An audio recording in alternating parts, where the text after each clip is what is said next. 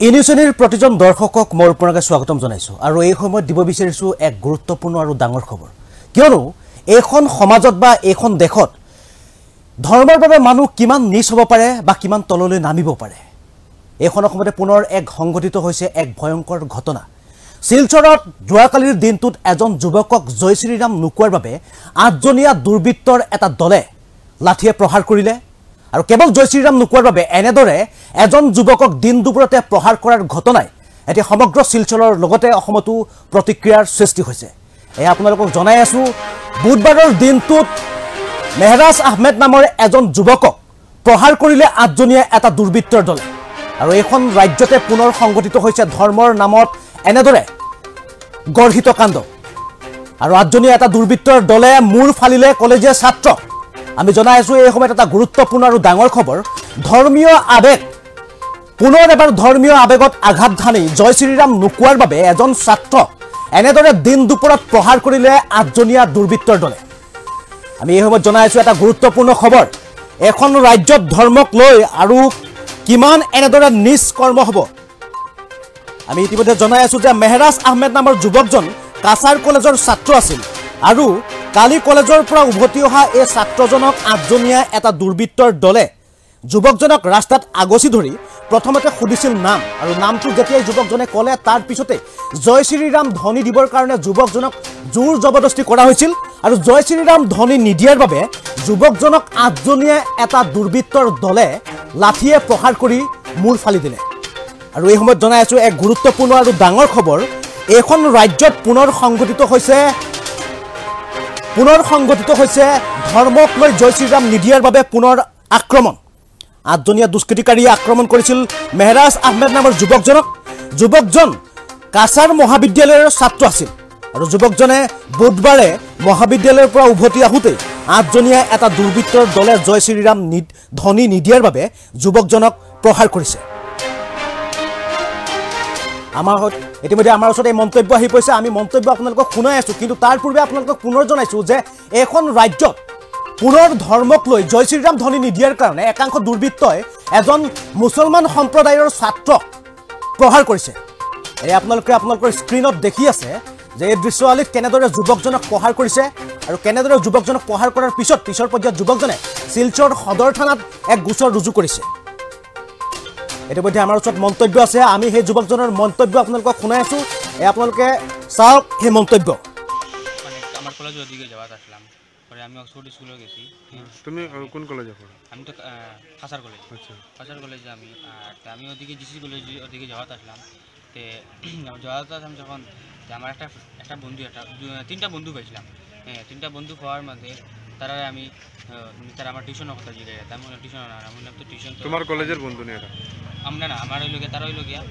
টিউশনের বন্ধু টিউশনের বন্ধু তারা আমার আমি ওদিকে যাওয়াত আসলাম তারা আমার ভাই আছে জিজ্ঞাসা করতে আপনার আমার ভাই হ্যাঁ তারা কথা একটা মানে জয়াইছে মানে খুব আটজন মানে কটা ছেলে আইসুন আমার ঘরে আমার উপরে মানে আমার আঁকাইছেন হ্যাঁ তো তোর নাম কিটা হ্যাঁ আমি আমার নাম ওটা হ্যাঁ তোর বাসা কই আমার বাসা তো সামরা বুঝাম হইয়া আমার তাপর মারি দিচ্ছি তাপর মারার পরে ওইটা বলছি তোর যে নাম তুই জয় শ্রীরাম আমি ওইটা বলছি বলা হওয়ার পরে আমি আরও বাক্কা কয়জন আইসুন তারা ছেলে হওয়ার পরে হ্যাঁ দুইটা ছেলে আসলো ওই দুইটারে আমি চিনি কিন্তু হ্যাঁ তারা দুইটার নামও চিনি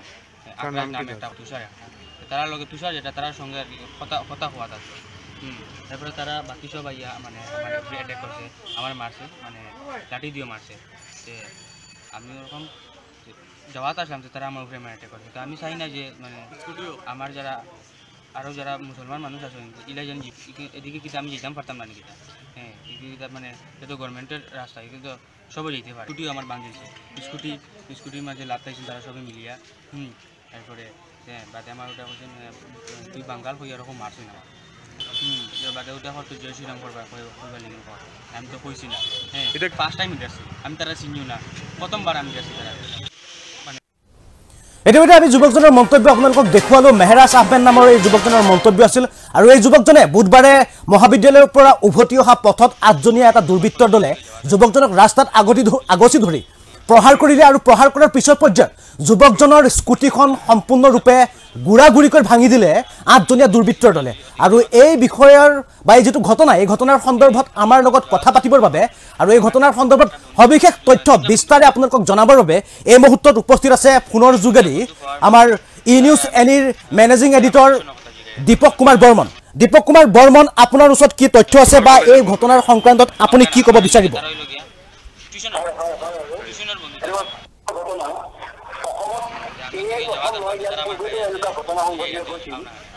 আপোনাৰ 2019 চনত বৰপেটাত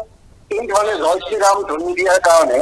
2019 চনত 4জনক এনেকৈ প্ৰহাৰ কৰা হৈছিল এইটো আৰু অসম বুলি নহয় সমগ্ৰ ভাৰতবৰ্ষত জয় শ্ৰীৰামক কেন্দ্ৰ কৰি যিদৰে এটা হিংসাত্মক কাৰ্যকলাপ সংঘটিত হৈ আছে সেয়া কিন্তু ধাৰাবাহিকতা ক্ৰমান্বয়ে ৰক্ষা কৰি আনিছে একাংশ লোকে কাৰণ 2019 আপুনি কৈ যাব পাৰে 2019 চনত আপোনাৰ পুৱাই চেংগলত এনেকে প্ৰহাৰ কৰিছিল জয় শ্ৰীৰাম নকৰে কাৰণে এইবাৰ 2020 চনত নিৰ্মল বাৰ উত্তৰ জয় শ্ৰী ৰাম নগৰ 9জন যুৱকক হত্যা কৰিছিল খুব আপুনি খুব দুৰ্ঘটভাৱে খুব নিকমভাৱে হত্যা কৰিছিল 2020 চনত 9জন যুৱকক ঠিক এই ধৰণে 2020 চনৰ আগষ্টত ৰাজস্থানত প্ৰহাৰ কৰি মূৰ ফালি দিয়া হৈছিল এয়া প্ৰথম হয় আৰু এটা চৰকাৰে জয় শ্ৰীৰামক কৈ জয় শ্ৰীৰামক তেওঁলোকে যি ধৰণে প্ৰতিষ্ঠা কৰিব খুজিছে সেয়া কিন্তু গণতন্ত্ৰৰ পৰিপন্থী আৰু এইটো এটা ভয়ংকৰ অসম সংকেত আহিছে কাৰণ 2021 চনৰ নিৰ্বাচন সমাগত অসমত 2021 চনৰ নিৰ্বাচন সমাগত আৰু ইয়াৰ পূৰ্বে ধৰ্মীয় মেৰুকৰণৰ ৰাজনীতি কৰি বিজেপি দলে বিশেষকৈ বিজেপি দলে কৈছে কাৰণ বিজেপি দলে জয় শ্ৰীৰামক কৈ সাংবাদিক দলৰ ৰাজনীতি কৰি আছে জয় শ্ৰীৰামৰ স্বত্ব তেওঁলোকে লৈছে আৰু শ্ৰীৰাম ভগৱানৰ অৱতাৰ শ্ৰীৰামক তেওঁলোকে ৰাজনৈতিকভাৱে ব্যৱহাৰ কৰি আচলতে দীপক এই যে সমসাময়িকভাৱে এই ঘটনাবোৰ যি ঘটি আছে যে আমি দেখা পাইছোঁ যে বিভিন্ন সময়ত আমি যদি শেহতীয়াভাৱে আমি তিনিচুকীয়াৰ ঘটনাটো ল'ব যাওঁ তিনিচুকীয়াত যেনেদৰে এটা দলে কেনেদৰে মুক্তভাৱে তৰোৱাল লৈ তিনিচুকীয়াৰ ৰাজপথত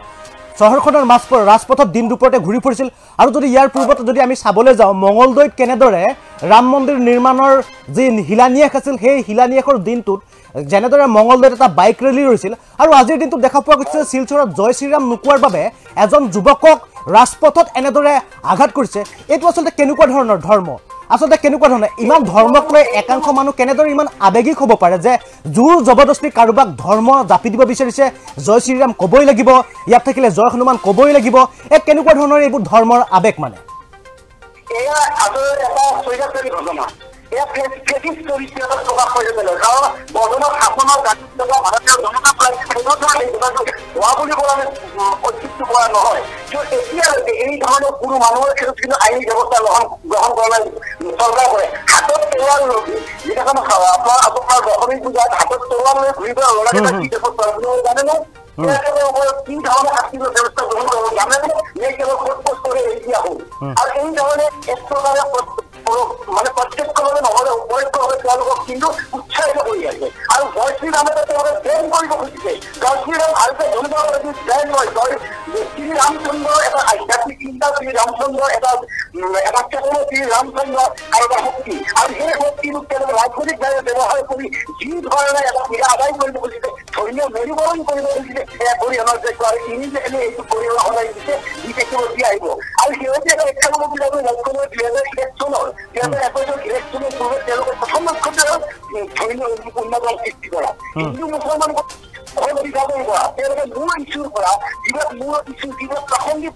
বিষয় যিবিলাক সাম্প্ৰতিক সময়ত আটাইতকৈ জ্বলন্ত ইছ্যু সেই বিষয়ৰ পৰা সালনি কাটি তেওঁলোকে অন্য ধৰণৰ মানুহখিনিক লৈ যাব খুজিছে আৰু এইটোৱে এটা প্ৰতিময় কৰিছে কালিৰ ঘটনাটো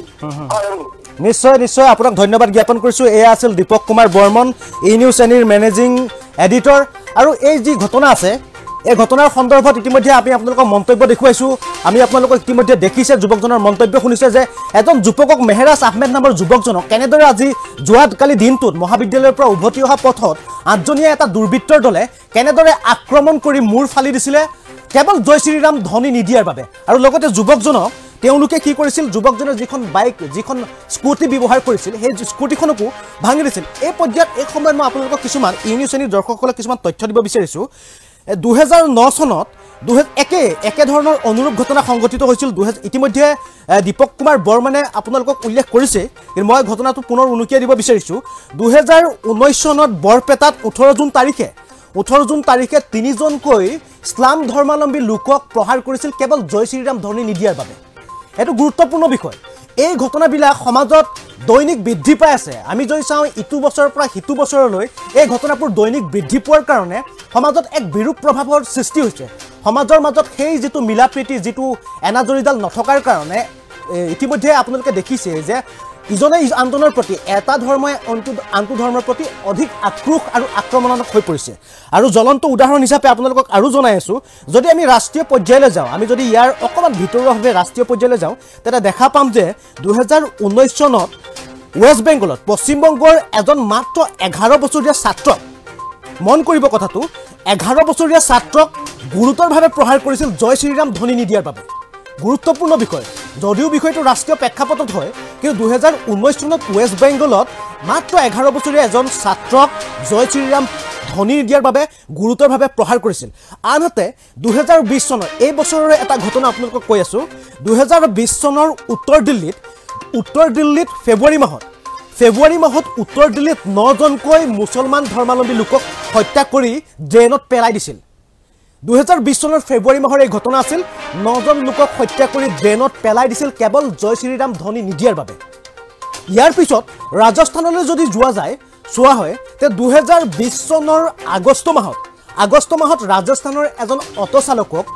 প্ৰহাৰ কৰা হৈছিল জয় শ্ৰীৰাম নিদিয়াৰ বাবে। মাৰি তেখেতৰ চকু, নাক, মুখ উখহাই দিছিল কেৱল জয় শ্ৰীৰাম ধ্বনি নিদিয়াৰ বাবে। আৰু এই যে আপোনালোকক যিখিনি তথ্য, ইউনি শ্ৰেণীৰ দৰ্শকসকলক আমি যিখিনি তথ্য জনালোঁ, ইয়াৰ লগত সংগতি ৰাখি অসমতো সাম্প্ৰতিক সময়ত বিভিন্ন ধৰণৰ এনেকুৱা ঘটনা ঘটি আছে। সিদিনা তিনিচুকীয়াত আমি দেখিছোঁ যে কেনেদৰে এক উন্মাদনাৰে মুকলিভাৱে দিন দুপৰত মুক্তভাৱে এখন চোকা তৰোৱাল, দীঘল তৰোৱাল লৈ ৰাজপথত না পুলিচ প্ৰশাসনক তেওঁলোকে আগজাননী দিছিল, নে প্ৰশাসনক আবেদন জনাইছিল। মুক্তভাৱে তিনিচুকীয়াত তেওঁলোকে তৰোৱাল লৈ ঘূৰিছিল। তাৰ আগত দেখা পোৱা গৈছিল মঙলদৈত কেনেদৰে শিলান্যাসৰ দিনা, ৰাম মন্দিৰৰ শিলান্যাসৰ দিনা কেনেদৰে মুক্তভাৱে আৰক্ষীক নজনোৱাকৈ এটা দীঘল প্ৰতিবাদী সমদল আচলতে নহয়, এটা সমদল বাহিৰ কৰা হৈছিল কোনো ধৰণৰ প্ৰশাসনৰ পৰা অনুমতি নোলোৱাকৈ। আৰু কালিৰ দিনটো দেখা পোৱা গৈছে যে শিলচৰত এজন যুৱকক পুনৰ জয় শ্ৰীৰাম ধ্বনি নিদিয়াৰ বাবে আকৌ আক্ৰমণ কৰিছে 8জনীয়া এটা দুৰ্বৃত্তৰ দলে। আৰু এই বিষয়টো এই সময়ত অধিক গুৰুত্বপূৰ্ণ আৰু এই বিষয়টোৱে অধিক বেয়া দিশলৈ যাব পাৰে, কিয়নো সমাগত আমাৰ বিধানসভা নিৰ্বাচন আহি আছে। আৰু সমাগত বিধানসভা নিৰ্বাচনৰ পূৰ্বে যদি এনেকুৱা ধৰণৰ কিছুমান হিন্দু মুছলিমৰ কিছুমান ধৰ্মক লৈ পেলাই যি গোড়ামীৰ কিছুমান যদি যুদ্ধ বা কিছুমান আহি পৰে, এইবিলাকে কিন্তু সমাজখনক বেলেগ এটা দিশলৈ লৈ যাব পাৰে। আৰু হয়তো ৰাজনৈতিকভাৱে কিছুমান দল সংগঠনে, মই কোনো ধৰণৰ দলৰ নাম লোৱা নাই এই সময়ত, কিন্তু কিছুমান ৰাজনৈতিক দলে ভাবিব পাৰে যে ধৰ্মীয় মেৰুকৰণ কৰিবৰ কাৰণে চেষ্টা কৰিব পাৰে, হিন্দু মুছলিমৰ মাজত ভোট বিভাজনৰ চেষ্টা কৰিব পাৰে। কিন্তু সকলো ধৰণৰ এই বস্তুবিলাক অসাৰ কৰিব লাগে এই সময়ত আমাৰ সমাজখনে, কিয়নো ৰাজনৈতিক দলসমূহে নিজৰ স্বাৰ্থ সিদ্ধি কৰিবৰ কাৰণে এনেকুৱা ধৰণৰ ব্যৱস্থা হাতত ল'ব পাৰে এই সময়ত। আৰু তাৰেই এক ঘটনা হিচাপে ক'ব পৰা যায় যে যোৱাকালিৰ যিটো ঘটনা সংঘটিত হ'ল, যে শিলচৰত এজন যুৱকক কেৱল জয় শ্ৰীৰাম ধ্বনি নিদিয়াৰ বাবে প্ৰহাৰ কৰিলে 8জনকৈ দুৰ্বৃত্ত। আৰু যুৱকজনৰ নাম ইতিমধ্যে আমি জনাইছোঁ, ছাত্ৰজনৰ নাম মেহৰাজ আহমেদ, আৰু শিলচৰ মহাবিদ্যালয়ৰ ছাত্ৰ আছিল যুৱকজন। আৰু সেই ছাত্ৰজনৰ মন্তব্য ইতিমধ্যে আমাৰ ওচৰত আছে। আমি মন্তব্যটো আপোনালোকক পুনৰ শুনাইছোঁ। এয়া মেহৰাজ আহমেদৰ মন্তব্যটো আপোনালোকে শুনক। এয়া হৈছে মেহৰাজ আহমেদৰ নিউজ এনিৰ হাতত আহি পৰা মন্তব্য।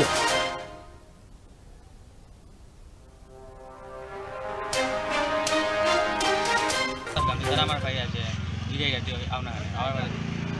তারা কথা একটা মানে জয়াইছেন, মানে খুব 8জন মানে কটা ছেলে আইছেন আমার পরে আমার উপরে মানে আমার 28জন। তোর নাম কিটা? আমার নাম হতা হ্যাঁ, তোর বাসা কই? আমার বাসা তো সামরা বুঝাম হইয়া আমার তাপর মারি দিচ্ছি। তাপর মারার পরে তোর যে নাম তুই জয় শ্রীরাম, আমি ওটা করছি বলা হওয়ার পরে আমি আরও বাক্কা কয়জন আইছেন তারা ছেলে। আর পরে হ্যাঁ 2টা ছেলে আসলো, 2টারে আমি চিনি, কিন্তু হ্যাঁ তারা 2টার নামও চিনি। আপনার নাম একটা তুষার, তারা লগে তুষার যেটা তার সঙ্গে আর কি কথা হওয়া থাকে।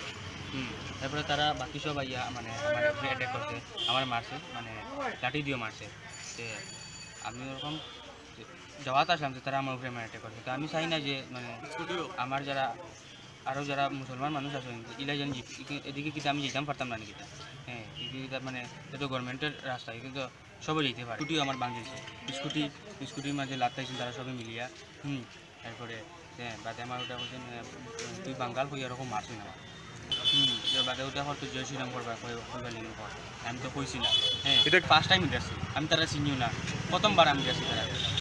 মানে